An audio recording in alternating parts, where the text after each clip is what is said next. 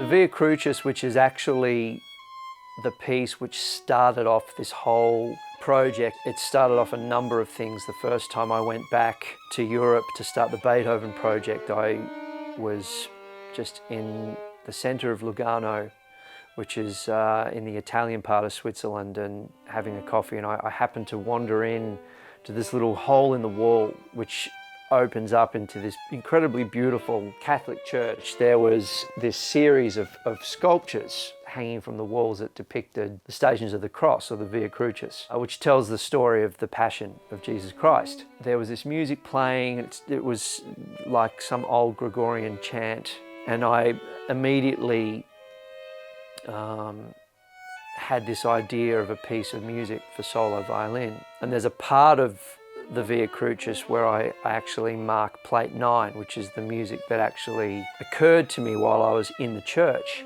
While I was in there, I decided that I would light a candle for my grandmother, who had passed away a couple of years earlier. And I left the church and I had this idea for this piece, which I started writing while I was there and finished when I came back to Melbourne.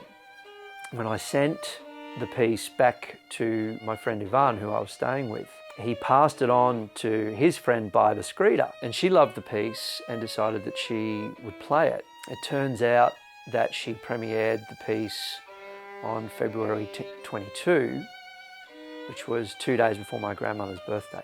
That premiere and the connection that Ivan was able to make to Baiba Skride, which sort of initiated my relationship with her, and then meeting her at his festival in Montenegro, and it all just flowed on there from that idea that perhaps she would record the piece at some point, and to which she, of course, was really excited about.